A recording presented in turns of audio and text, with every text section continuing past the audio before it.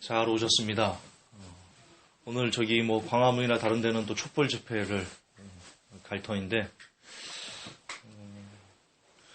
촛불 집회를 가도 왜 가야 되는지, 왜 박근혜 대통령 탄핵을 외쳐야 되는지를 알고 가는 것, 정확하게 알고 가는 것, 그게 더 중요하겠죠. 그냥 기분 전환 하듯 휩쓸려서 가는 것은 옳지 않습니다.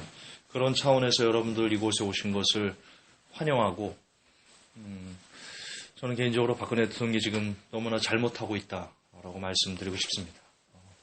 그리고 박근혜 대통령 때문에 잘하면 한국이 사라질지도 모르는 그런 위기에 치닫고 있다라고 말씀드리고 싶습니다. 왜 그런지, 그리고 이분의 지금 3차 대국민 발표 후에 있을 후폭풍, 이런 것들을 종합적으로 말씀드리면서 과연 우리가 이 마지막 시대에 무엇을 준비해야 되는지 오늘 듣고 나시면 마음이 아플 겁니다. 마음이 아프고 좀 답답할 겁니다.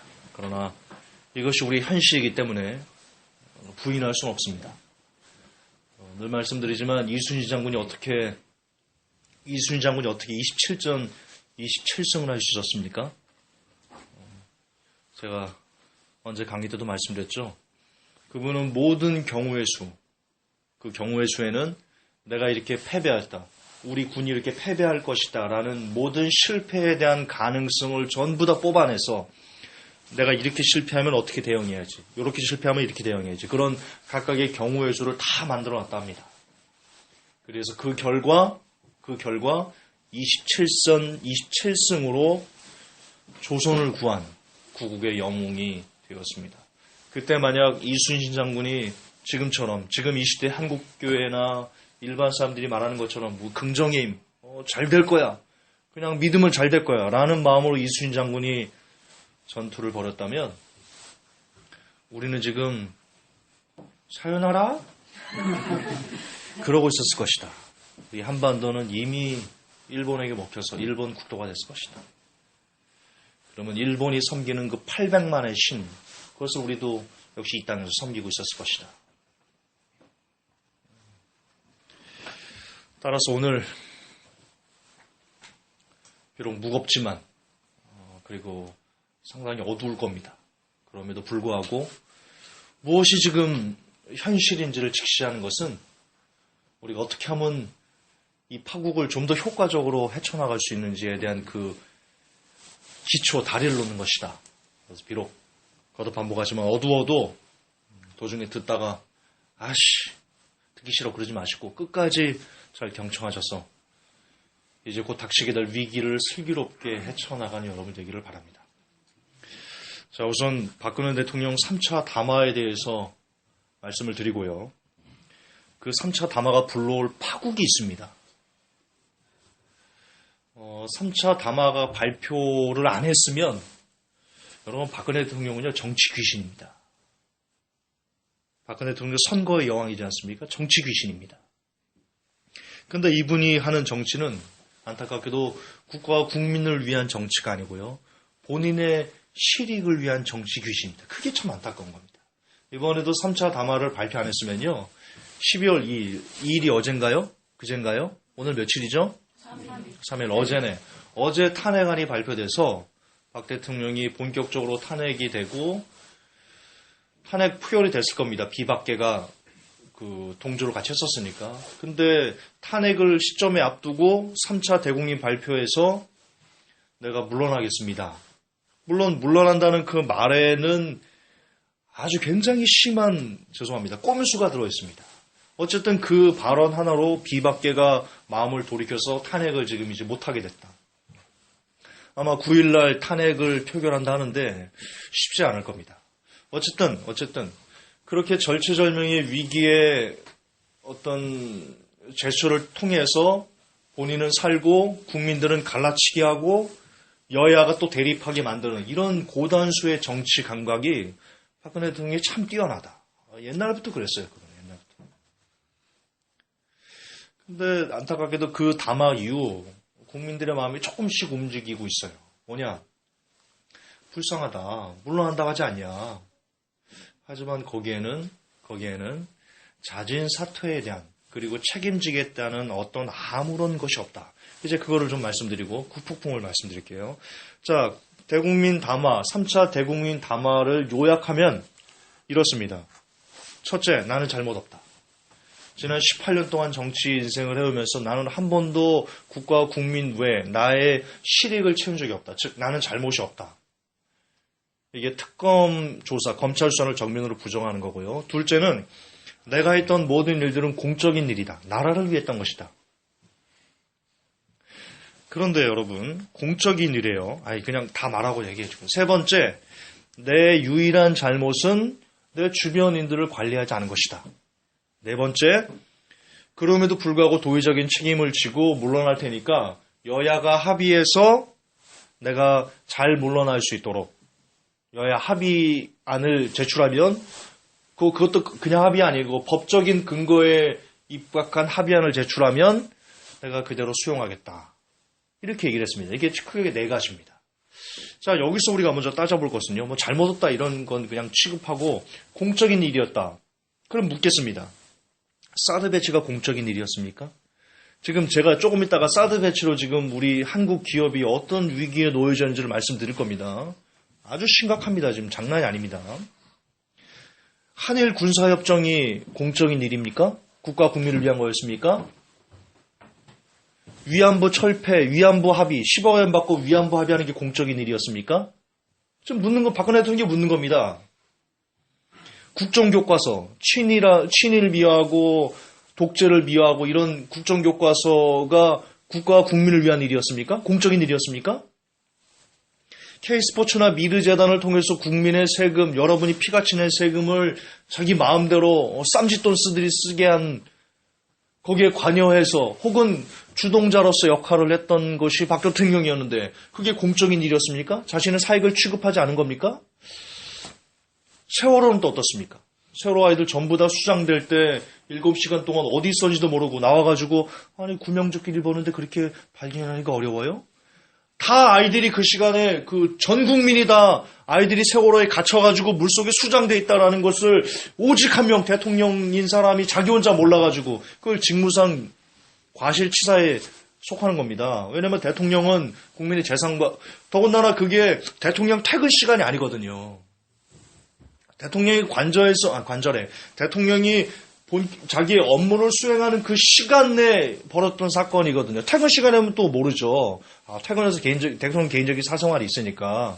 퇴근해서 몰랐겠다. 그렇게 넘어갈 수 있지만, 어쨌든 엄연히 업무 시간에, 7시간 업무 시간에 어디 갔었던 거야. 아이들이 이렇게, 생떼 같은 300 몇 명이 이렇게 수장대에서 갇혀있는 순간에.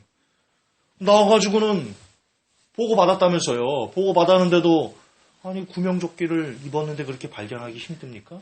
이런 말도 안 되는 이런 어처구니가 없는 이게 국가와 국민을 위한 공적인 일이었습니까? 또 나아가 그 후에 세월호의 진실을 밝히고자 하는 사람들을 국가가 권력을 이용해서 끊임없이 막아대는 그것이 국가와 국민을 위한 거였습니까? 이거 대답해야 됩니다. 박근혜 대통령이. 본인이 대국민 담화에서 얘기했잖아요. 나는 한 번도 개인적인 실익을 챙기지 않았고 내가 했던 일은 모두 다 국가와 국민을 위한 공적인 일이었다. 이렇게 얘기를 했잖아요. 그러면 대답을 하시라고요. 지금 제가 얘기하는 것들을. 사드, 한일협정, 개성단 폐쇄, 국정교과서, K스포츠 미르재단, 뭡니까 세월호 아이들 수장, 지금 했던 여러 가지 것들, 법인세 인하부터 해가지고 양극화시킨 거, 가계부채 폭증시킨 거 이게 다 국가와 국민을 위한 공적인 일이었냐는 거죠. 저는 그 담화를 들으면서요 미쳐버린 줄 알았어요. 담화를 들으면서 미쳐버린 줄 알았다니까요. 너무 어이가 없어서 억울해가지고. 어떻게 저렇게 뻔뻔하지? 이런 말이 저도 모르게 튀어나오더라고요. 담화를 듣는데. 그리고 자기가 했던 그 잘못은 유일하게 주변인들을 관리하지 못한 것뿐이다. 이게 있을 수 없는 거죠. 자, 이제 이거에 대한 결과를 좀 말씀드리고요. 이 결과가 불러올 후폭풍을 말씀드리는 게 오늘 본론의 주제입니다.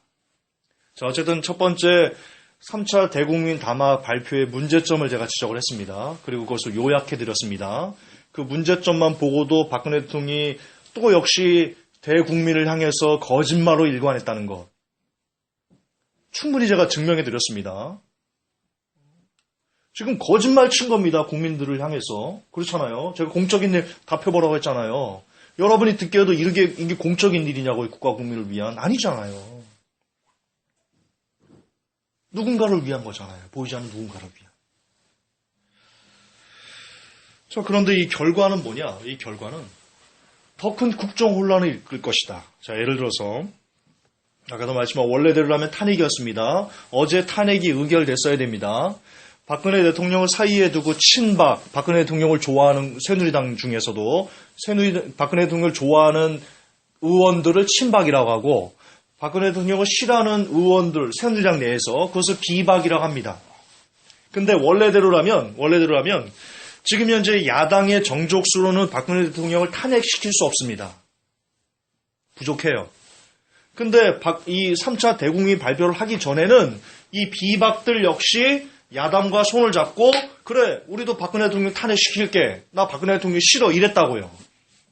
그래서 이런 대국민 발표가 없었으면 어제 탄핵안이 의결돼서 정상적으로 박근혜 대통령이 물러나고 여야가 합의한 어떤 그 총리가 이제 대행해서 국가를 책임지면서 조기 대선을 하는 이런 분위기로 갈 수 있었던 겁니다. 근데 대국민 발표 후에 내가 물러나겠다라고 한 그 말 때문에 비박이 돌아섰습니다. 탄핵 안 돼. 우리도 탄핵 발언은 탄핵 싫어. 그냥 이 새누리당이 뭘 발표했냐면 4월에 박근혜 대통령이 안정적인 질서 있는 퇴진을 하고 6월에 조기 대선을 치르자. 이걸 새누리당 당론으로 채택을 했습니다. 그래서 이제 탄핵을 동참 안 하겠다. 이렇게 지금 비박이 얘기를 하고 있는데 문제는 4월에 박근혜 대통령이 퇴진하는 그 시점이 왜 4월이냐가 또 문제인데요. 지금 특검이 최장 90일 해가지고 내년 3월까지 특검이 끝납니다. 근데 박근혜 대통령이 4월에 퇴진을 하면요. 4월까지 이 특검에 대한 영향력을 박 대통령이 행사할 수가 있습니다. 꼼수가 있는 겁니다. 그래서 그 안에 여러 가지 것들을 막아내면서 변호해 가면서 자기가 쏙 빠질 수 있는 그러면서 여야는 지금 이 3차 대국민 발표 후에 비박과 야당이 하나가 돼서 어쨌든 정상적으로 국가를 끌어나가려고 하는 것을 완전히 이 대국민 하나로 뒤집어서 지금 여야가 싸우고 있습니다. 또 여당은 야 발표한다. 탄핵안 그대로 가결한다. 9일날 표결하자. 이 새누리당은 안 된다. 그거 뭐 어떻게 될지를 모릅니다. 혼란은 계속 진행되고요. 또 하나 문제는 지금 새누리당이 주장하는 것은 뭐냐?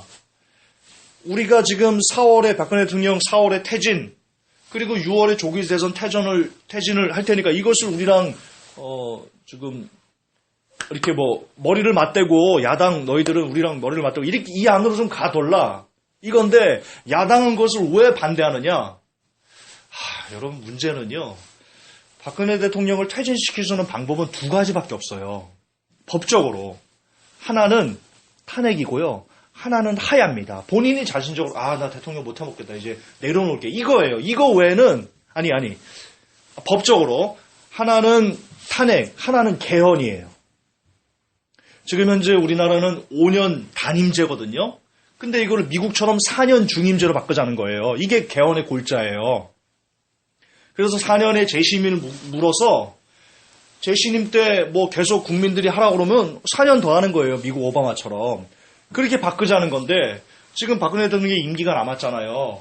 그것을 조기 그분이 물러나려고 하면 개헌을 통해서 물러나는 법적으로는 이거밖에 없어요. 근데 내년 4월에 지금 여야가 합의해서 박근혜 대통령이 이렇게 얘기를 했잖아요.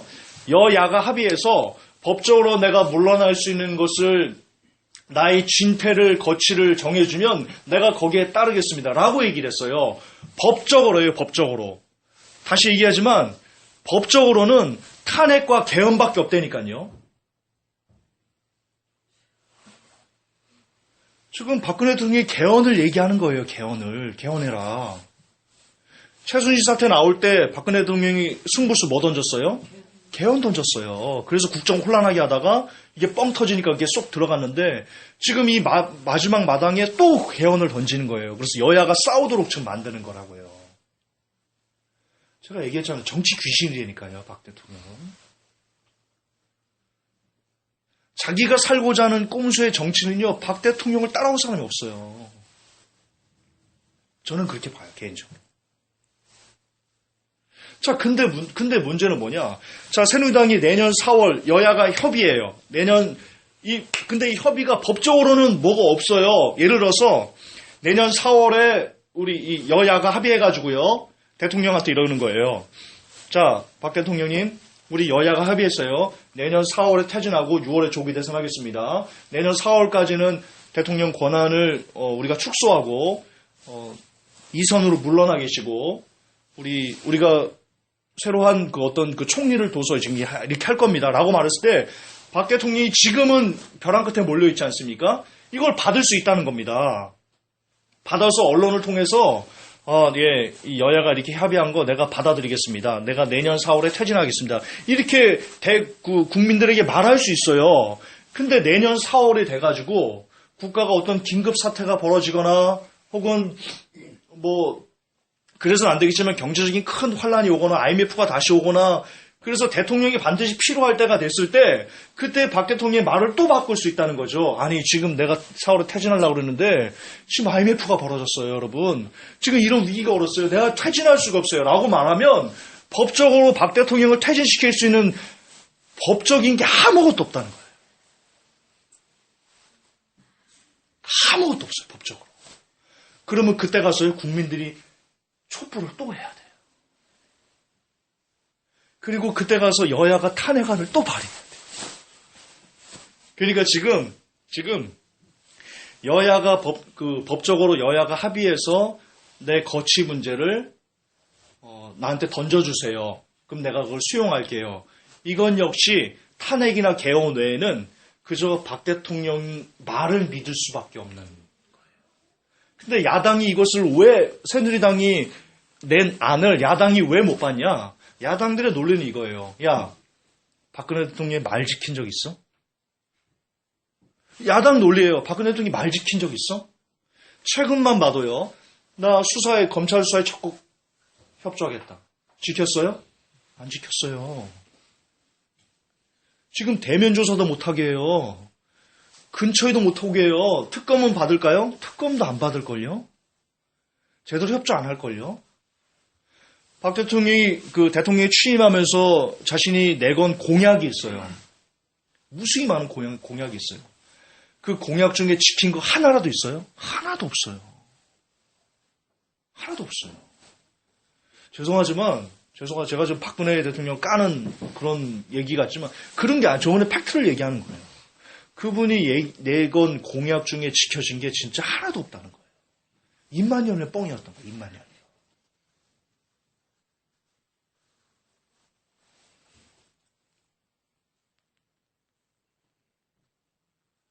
그래서 이분의 3차 담화 그 자체가 모순으로 가득한 거예요. 본인은 내려오겠다고 그랬잖아요. 본인은 욕심이 없이 다 내려온다고 그랬잖아요. 근데 법적으로 여야가 합의해서 내가 잘 내려올 수 있도록 얘기해달라고 말했어요. 본인이 욕심이 없다고 그랬어요. 대통령 자리에. 그러면 그 말이 모순이 안 되고 진실로 들리려면 거기서 내가 언제까지 물러나겠습니다. 내가 그만두겠습니다라는 자신 스스로에 대한 로드맵을 자기가 얘기를 했어야 된다고요. 그걸 국회로 떠넘긴 거예요. 그리고 국회가 법적으로 자기를 어떻게 할 수 없다는 것을 알아요. 개헌 또는 탄핵 외에는 없다는 걸 알아요. 탄핵은 못하게 했어요, 지금. 비박이 돌아섰잖아요. 탄핵은 못하게 했어요. 결국 박근혜 대통령의 3차 대국민 담화로 남겨진 것은 뭐냐? 여야의 치고받고는 싸움 계속될 거예요. 이제. 아마 9일날 탄핵안이 표결 안 되면요. 계속 네가 잘났네 내가 잘났네 그거를 떠나서 이제 국민들이 촛불이 지금 박 대통령을 향해 있었어요. 그렇잖아요. 근데 이번 9일날 탄핵안이 불발되면 이 촛불 광화문으로, 이 촛불이 어디로 가냐? 이제, 새누리당, 그리고 열린우리당? 뭐야, 이거? 더불어민주당, 국민의당, 정의당, 이런 데로 간다. 이게 뭘 의미하는 거예요? 국가는 더 심각한 정쟁의 소용돌이로 빠질 수밖에 없다는 거예요. 국민은 이제 더 이상 하나가 되지 못해요. 여야는 계속 치고받고 싸우면서 네가 잘나니 너 때문이니 나 때문이니 그렇게 막 치고받고, 언론은 계속해서 여기 치고, 또 보수 언론은 여기 치고 막 더불어민주당 니네 때문이다, 뭐 국민당 니네 때문이다, 막 벌써 지금 그러고 있어요. 국민의당 홈페이지가 마비됐었거든요. 이번에 탄핵안 포결을 국민의당이 2일날 안 하고 5일날 한다, 뭐 이렇게 말을 바꿔가지고, 그래서 못했다 해가지고 국민의당에 막 사람들이 몰려가지고는요, 홈페이지가 마비됐을 정도였어요. 국민의당 홈페이지가. 벌써 그런 조짐들이 보이고 있어요. 다시 말해서 박근혜 대통령 3차 담화 하나로 무슨 일이 지금 벌어지고 있냐, 이 나라에. 박근혜 대통령은 살아나고 있어요. 어쨌든 특검이나 검찰 수사나 탄핵이나 이런 개인적인 위기에서는 벗어나고 있지만, 그 여파로 정치, 경제, 사회, 문화, 그리고 국민들의 갈라치기, 다시 말해서 대한민국 전부가 박근혜 대통령 3차 담화 하나로 큰 혼란으로 지금 빠져들어가고 있다.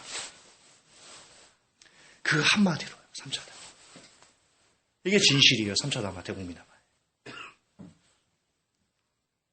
근데 국민들은 이런 걸 잘 모르죠.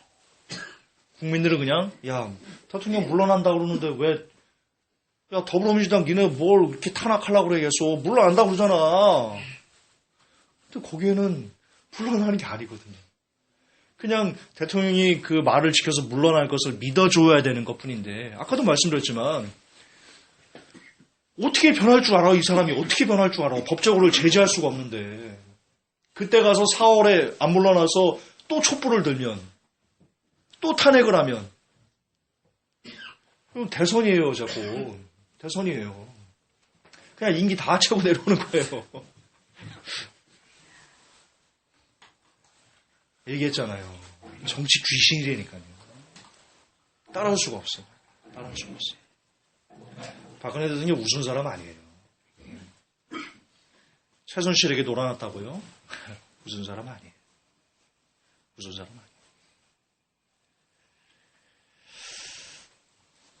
자, 또 하나의 문제도 있어요. 저도 물 한 잔만 주세요. 또 하나의 문제가 있어요. 자, 박 대통령이 이선 후퇴를 이걸 받아들인다 이겁니다. 받아들여요. 이선 후퇴를 했어요. 그리고 여야가 협의한 총리를 앉혔어요. 지금 현재 황교안인데 황교안 갈아치우겠죠. 이걸 받아들이면 4월 퇴진, 6월 조기 대선 이걸 받아들이면 어쨌든 박근혜 대통령이 이선으로 후퇴해서 많은 영향력을 행사할 수 없지만, 그러나 문제는 뭐냐? 문제는 여전히 법적으로는 박근혜 대통령의 권한이 살아있는 거예요. 그랬을 때, 자, 이제 특검하고 내년에 대법원장을 새로 임명해야 되거든요. 대법원장에 대해서는 대통령이 임명권이 있어요. 근데 지금 이선 후퇴를 했다 이거예요. 근데 내년에 헌법 대법원장을 임명을 해야 돼요. 그때 총리가 이를 창주 형제, 우리 이창주 씨를 대법원장을 임명하고 싶다 이거예요. 근데 우리 박 대통령은 창주가 마음에 안 들어. 강호가 마음에 들어. 박 대통령은. 그러면 이걸 놓고요, 누구 말을 들어야 될지는 몰라요. 왜냐하면 법적으로는 여전히 대통령의 권한이 있기 때문에. 근데 국민들의 눈에는 총리가 대통령을 대행하고 있고, 그러나 법적으로는 대통령의 권한이 있고. 이게 웃기는 거네. 그때 가서 또 어떻게 하려고 또. 그럼 그때 가서 여야가 또 싸우는 거예요. 여야가 또 싸우는 거예요. 즉, 박근혜 대통령이 그 자리에 있는 한, 그 자리에 계속 있어주는 한, 한국은 앞으로도 계속해서 소용돌이 속으로 빠질 수밖에 없다는 거예요. 그래서 박근혜 대통령이 나라와 국가를 위해서 정말 이 나라를 위한다면 이제는 용단을 내려서 물러나 줘야 된다는 거죠. 그거 외에는 지금 답이 없어요. 그나마 이 나라가 살아가려면. 계속 그분이 그 불씨를 계속 안고 있는 한 이게 산불이 되고 나라 전체를 다 태워버릴 수도 있어요. 박 대통령은 물러나셔야 돼요. 나라에서 물러나셔야 돼요. 근데 문제는 뭐냐? 이분이 본인 스스로는 안 물러날 거라는 거예요. 이분은 안 물러날 거라는 거예요.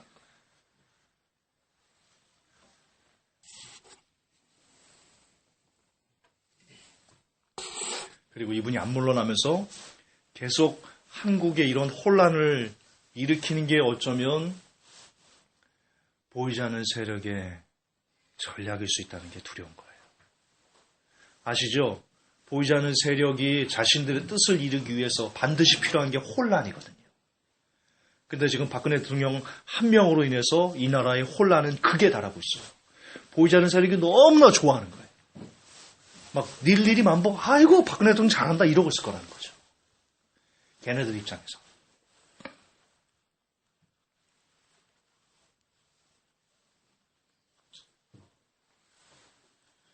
이게 보통 심각한 문제가 아니에요. 지금. 자 그러면 현재 이런 상황인데 박 대통령 대국민 3차 담화 하나로 이렇게까지 지금 상황이 극에 치닫고 있는데 여러분 지금 들으신 것은 뉴스에서 못 보신 내용들이에요. 다 제가 다른 것들을 다 종합하고 짜집게 해서 좀 알려드린 거예요. 정말 지금 여기서 저한테 들으실 수 있는 거예요. 또 이러고 하면 또 잘난 척한다 보네. 근데 진짜 그래요. 이거 뉴스에서 이런 분석 못 들어요, 여러분. 못 들었습니다. 저 많이 봤는데. 못 들었을 거예요. 진짜 하나님이 주신 지혜로 여러분 얘기 드리는 거예요. 자, 이런 일들이 있는데, 문제는 지금 뭐냐. 이렇게 이 나라가 혼란스러우면 안 된다는 거예요. 첫째, 크게 어떤 문제가 있냐. 사드 보복이 지금 현실화하고 있고요. 주택시장이 위기가 있고요. 유로존 위기가 또 지금 발발하려고 하고 있어요. 이탈리아 때문에. 미국발 금리 인상이 있고요. 일제 재침략 야욕이 구체화되고 있어요. 이걸 하나씩 말씀드릴게요. 자, 먼저는 사드 보복이 지금 현실화되고 있는데요. 엔드타임즈에도 제가 계속 쭉쭉 올려놓을 건데 지금 6호가 줄고 있어요. 6호가 뭔지 아시죠? 중국 관광객들을 6호라고 하는데요. 6호가 주는 것이 왜 중요하냐? 이게 중요합니다. 아시겠지만 한국은 자영업 비율이 OECD 최고 넘버원이에요. OECD 2배입니다. 2배. 지금 임금 근로자의 4분의 1. 그렇죠? 4분의 1. 자영업자입니다.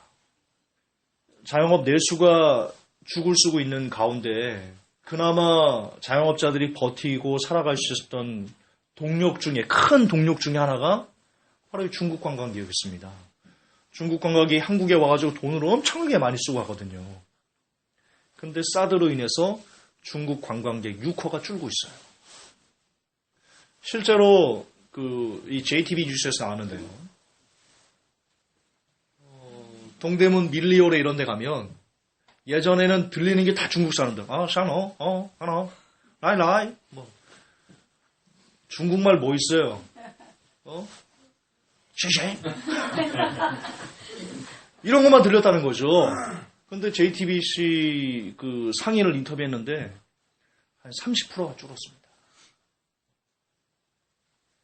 그래서 옷이 안 팔린대요. 예전 같으면 이 중국 업체가요, 한국의 옷을 사다가 거기서 팔아요. 밀리 동금을 사다가.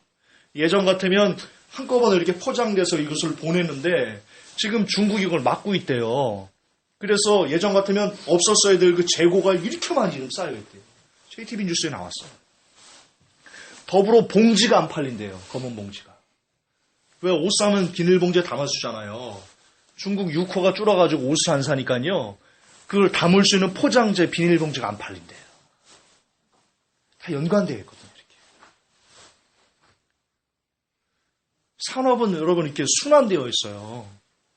저 비닐봉투를 팔아야 돼요. 그 판 걸로 돈을 벌어야 자식들 학원을 보내죠.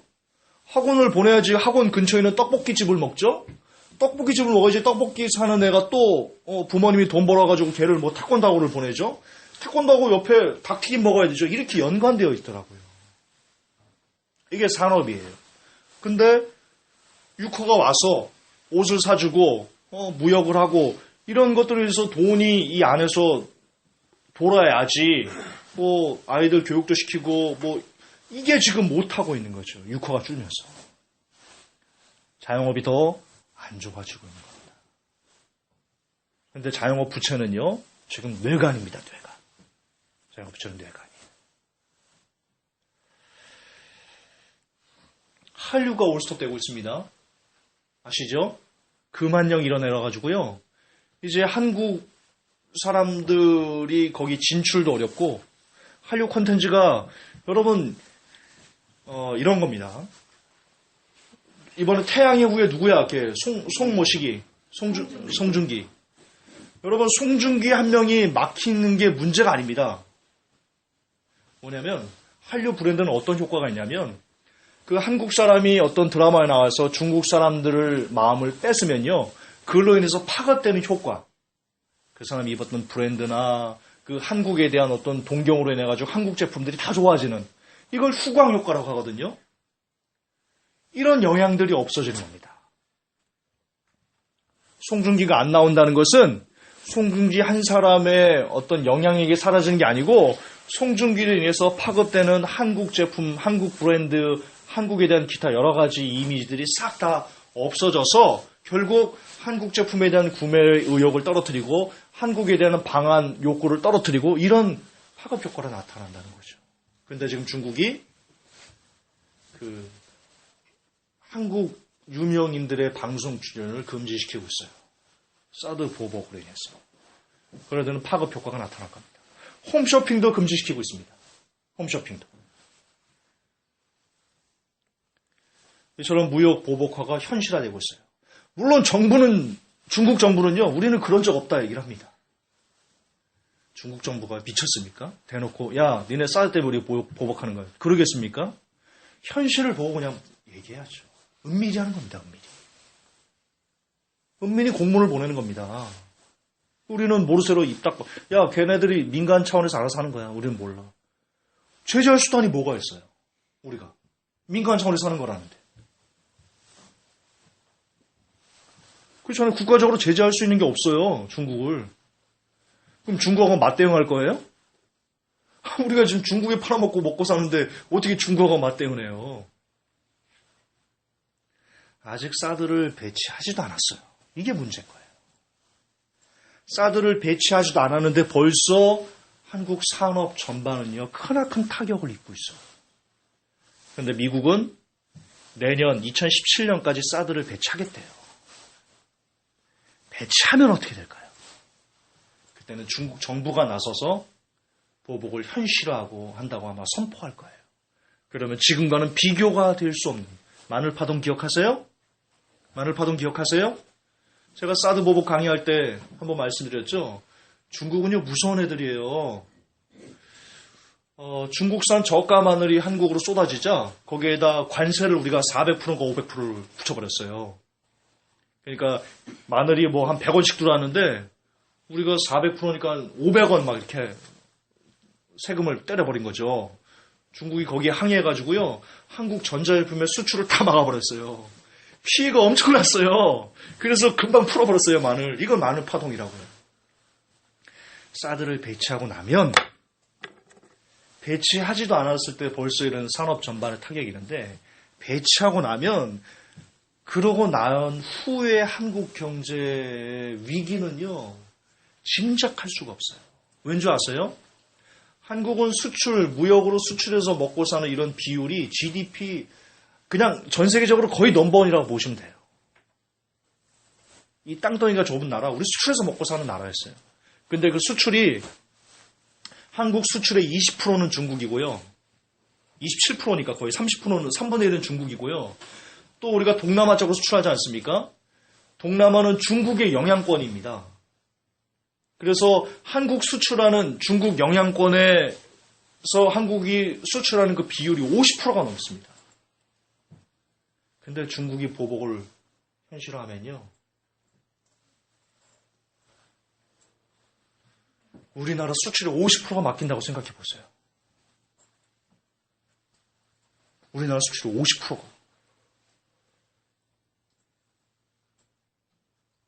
제가 지금 극단적인 얘기하는 것 같다고요?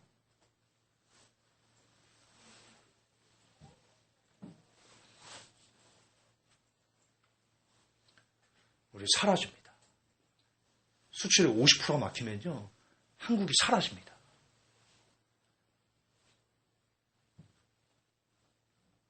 더군다나 미국은 트럼프가 보호무역 강화하고 있죠. 우리는 막 관세 때리고 그러잖아요, 우리나라에.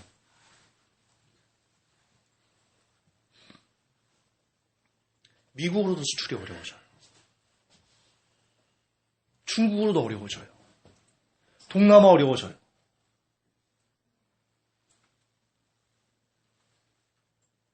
유럽은 괜찮다고요?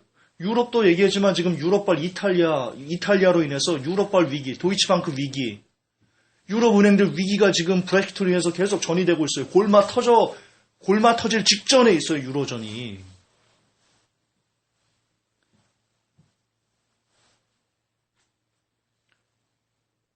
유럽 자체가 지금 썩어서 골마가는데 한국 수출을 받아줄 것 같아요?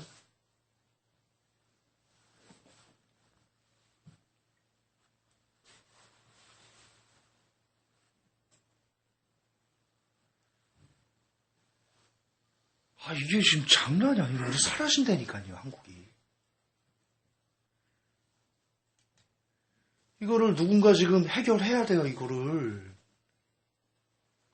지금 당장 수출 다각화를 근데 지금 정치, 경제가 지금 올스톱 돼가지고요. 박근혜 대통령 3차 담화 이후로 훨씬 더 이게 여야가 막 싸우고 막 전국이 혼란나가지고 국민들은 매주마다 지금 어떻게 하면 강화문 가가지고 촛불 들어서 지금 박근혜 대통령 내려올까 지금 이 생각만 하고 있고 지금 우리는 나라가 아니에요, 지금 이게 모습이.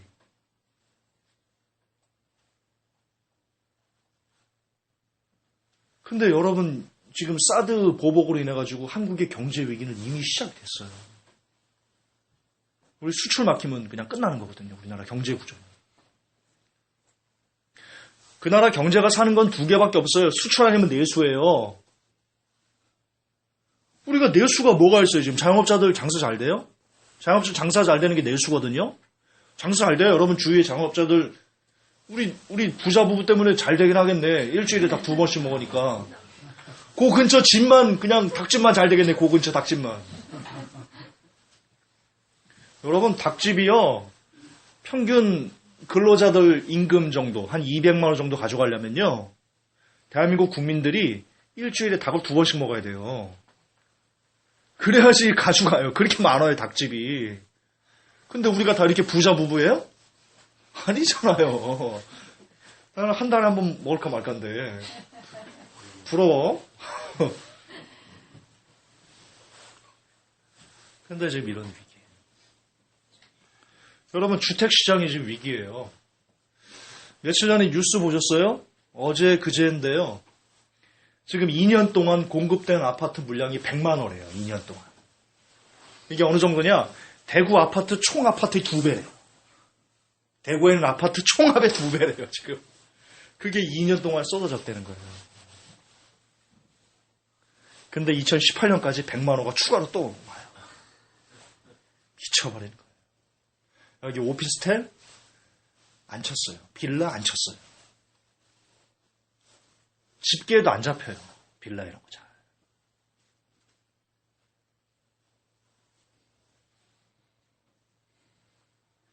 말씀드렸죠. 집은요 상품이에요.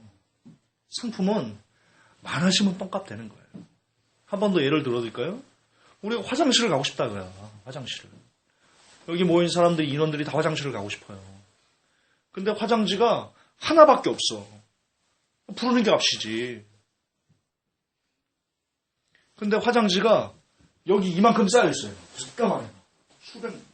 우리 인원은 한 몇십 명 안 되는데 화장지는 막 수천 개야. 얼마일 것 같아요, 이거. 그냥 덤핑으로 그냥 공짜로 줘버려요. 여러분 아파트도 똑같다고 생각하시면 돼요. 똑같다. 그 아파트에 들어가 살 수 있는 국민들은 한정되어 있어요.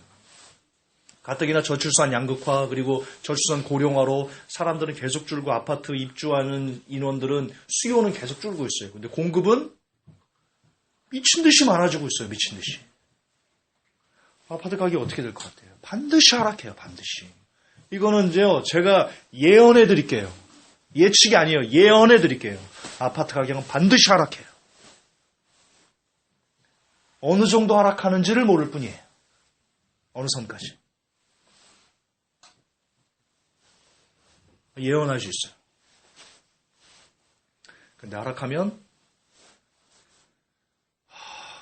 문제는 가계부채가 터진다는 거예요. 하락하면. 말씀드렸죠? 집이 하락하면요. 은행은 그 내린 LTV 관련해서 담보를 재설정하게 되어 있습니다. 그럼 일시불로 돈을 막 몇백만 원, 많게는 1,000만 원 이상 토해내야 되고요. 그 돈이 어디 있어요? 저축은행 가는 거예요. 돈 빌려가지고 그거 막는 거예요. 왜 지금 서민들이 저축은행 그리고 제2, 제3 금융권으로 왜 몰리고 있어요?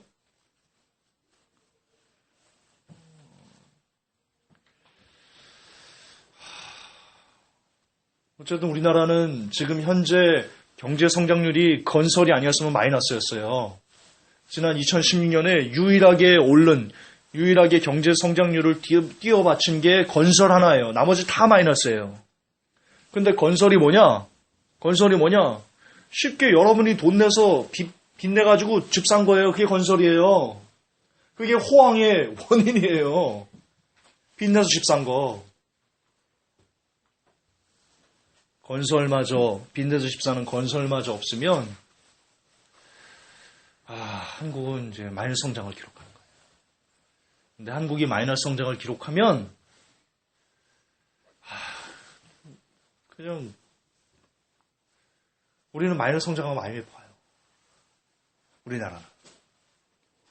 그러니까 전문가들이 제2 IMF를 얘기하는 거예요. 유럽 시장 위기, 이탈리아발 위기 말씀드렸고요. 이런 차원의 금리 인상이 또 유력시되고 있어요. 아시죠?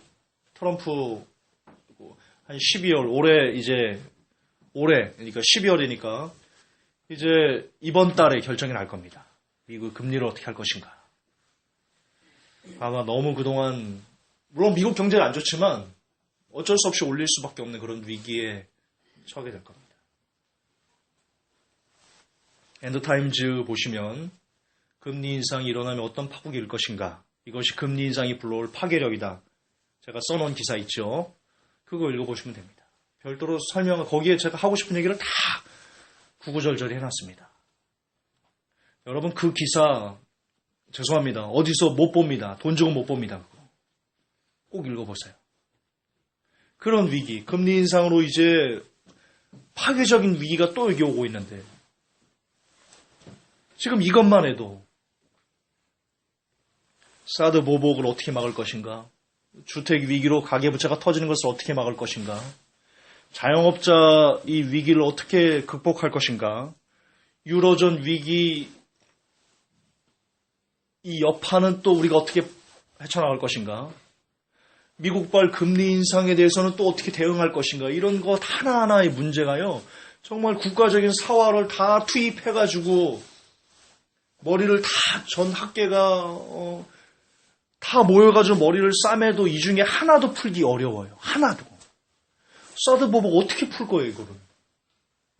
어떻게 풀 거예요, 이거를 외교적으로? 배치 안 하는 것밖에는 답이 없잖아요.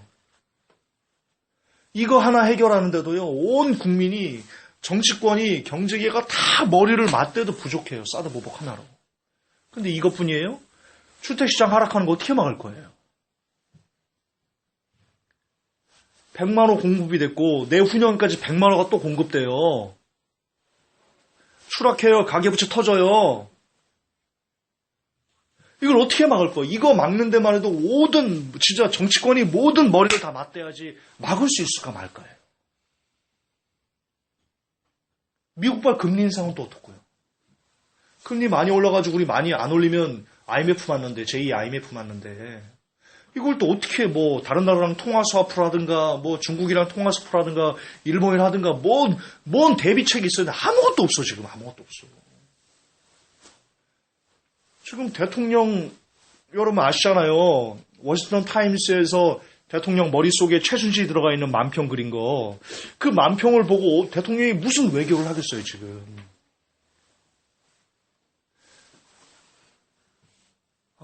아프리카 자메이카 언론에요. 청와대 비아그라 기사가 났어요.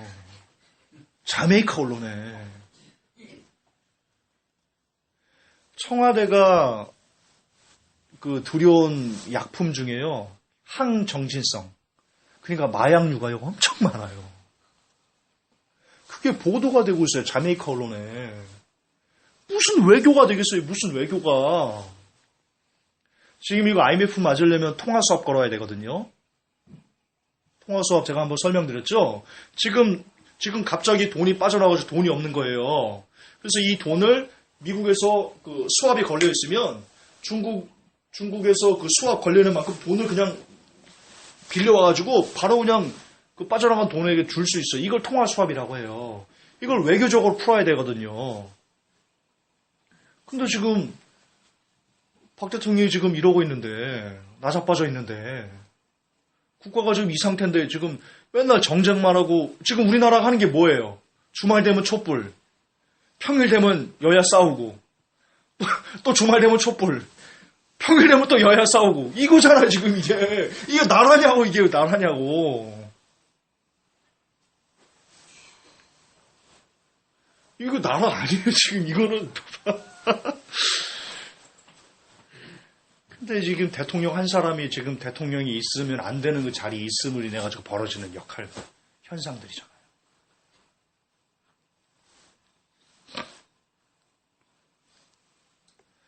자, 이제 오늘의 하이라이트. 오늘 하이라이트. 되게 힘드네. 이런 경제적인 그리고 외교적인 여러 가지 위기가 있는데 제일 심각한 위기는 일본의 한반도 침략, 재침략 그 야욕이 구체화되고 있다는 거예요. 구체화. 한일 군사정보협정, 엔드타임즈 읽어보시면 알겠죠? 한일 군사협정 정보를 체결하기 위해서 독도훈련을 연기한 우리나라예요. 혹시 일본이 군사협정 안 해줄까봐 독도훈련을 연기한 나라예요. 미친 거예요. 이게 정상이 아니라니까요, 국방부가.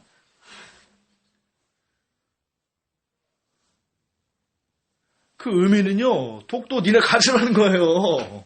독도 가지라는 거예요. 정보협정을 체결함으로 인해 가지고 이제 일본은 우리와 관련된 군수물자, 시설부터 각종 정보를 다 달라고 할 수 있어요. 물론 국방부는 뻥치고 있어요. 야, 우리는 2급만 주기로 했어. 근데요, 1급은요 몇 개 안 돼요. 군사 기밀이요 1급은 몇 개 안 되고요. 2급은요 수만 개예요. 아세요? 국방부가 뻥친 거예요.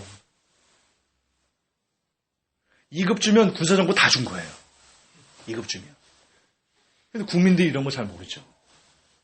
그러니까 우리는 1급은 안 줘. 2급만 주기로 했어. 다 줘놓고. 이거예요? 이런 표현은 좀 그러겠다.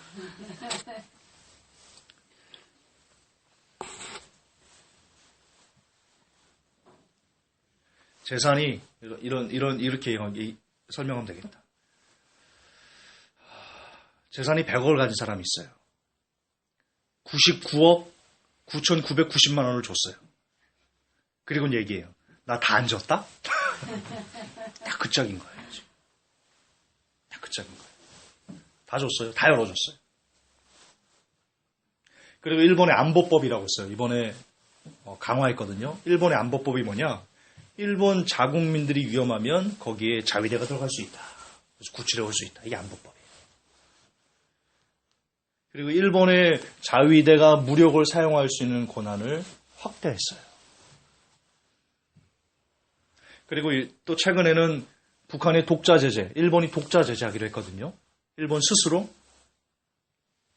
무슨 말이냐?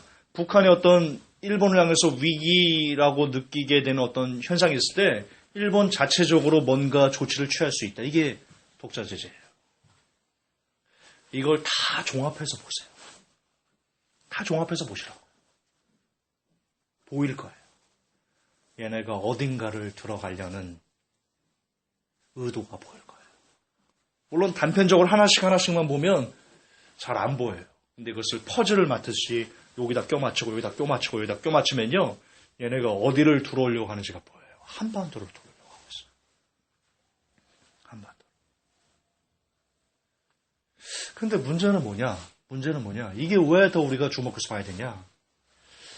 아시겠지만 보이지 않는 세력은 이 나라를 10개의 대륙으로 나누려고 하고 있어요. 이게 요한계시록의 10개의 왕국이라고 나와요. 근데 그 10개 나눠지는 대륙에 우리나라가 없어요. 우리나라가 일본에 편입되어 있어요. 지도를 보면. 다시 말해서 우리나라가 일본에게 다시 한일합방되는 것이 이 땅을 망하게 하는 자들이 갖고 있는 본질적인 계략이라면 그 계략 안에서 박 대통령이 국정교과서를 바꾸고 친일을 미화하고 독재를 정당화하고 위안부를 합의해서 없애버리고 이런 거라면 일본이 한반도에 들어올 수 있도록 한일 정보협정으로 문을 열어주고 그런 거라면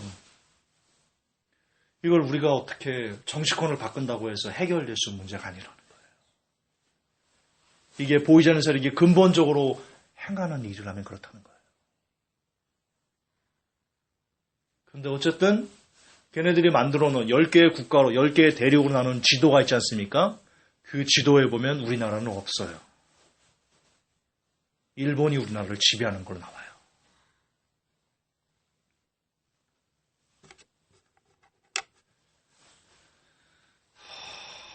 제가 지난 수요일 날인가요? 금요일 날인가요?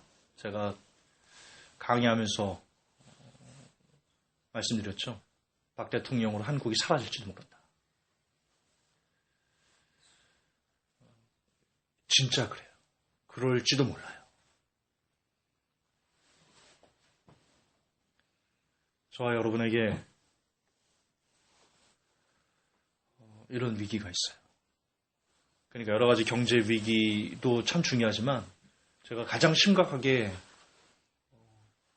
여러분들에게 경고하고 싶은 위기는 일본이 다시 들어올지 모른다. 일본이 다시 들어올지 모른다. 나라를 뺏기고 나라가 다시 사라질지 모른다. 이 위기가 조금은 극단적이긴 합니다. 그러나 지금 되어지는 일본이 지금 하는 수작들을 보면 일본 헌법 개정하잖아요. 아베가 2000 몇 년이죠? 장기간 집권해요. 일본은 후쿠시마로 아시겠지만 일본 그 국토의 75%가 방사능 오염돼 있어요. 살 수 없어요. 엔더타임즈 보시면 알겠지만 일본 후쿠시마로 방사능 쓰레기들이 엄청나게 많이 나왔어요. 후쿠시마에서 그걸 다 해결할 수가 없어요. 무슨 짓 하고 있어요? 일본 각 지자체로 그 후쿠시마 방사능 오염된 쓰레기를 지자체로 다 보냈어요.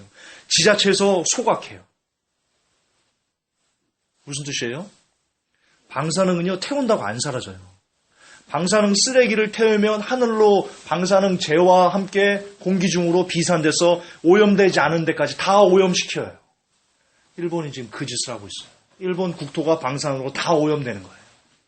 방사능 소각제를 방사능이 오염되지 않은 지역에서 태우면 그 공기 중에 산화된 공기 중에 올라간 방사능으로 오염되지 않은 국토가 또 오염되는 거예요.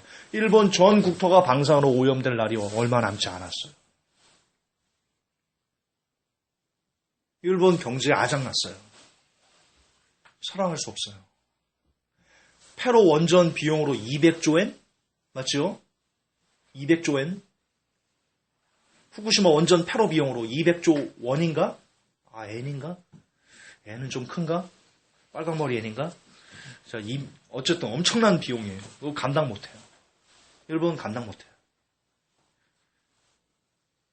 일본 경제는 막장이에요. 일본에게 남은 유일한 신의 한 수는 군사력밖에 없어요. 그리고 아베는 절대로 앉아서 죽을 위인이 아니에요. 걔가 그럴 위인이 아니에요. 내가 희생하면 되지. 걔는 그럴 애가 아니에요. 그 마지막 남은 힘인 군사력으로 걔네는 뭔가 도발을 할 수밖에 없다.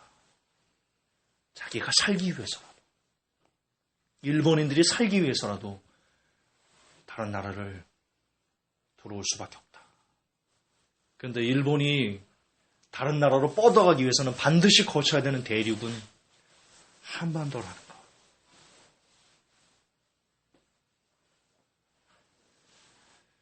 그리고 이 나라 정부는 지금 박근혜 대통령 망명설 나오는 거 아세요?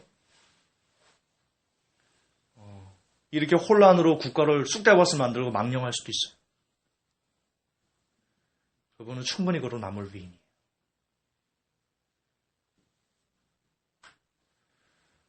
박근혜 대통령 한 사람으로 인해서, 대통령 한 사람으로 인해서 한국이 사라질 위기에 놓일 수도 있다.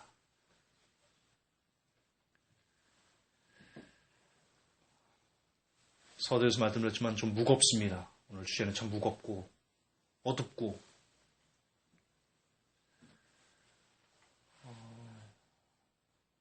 저도 지금까지 살면서 물론 많이 산 건 아니지만 이렇게까지 어두운 적은 없었다. 한국이. 제 기억에 그렇습니다.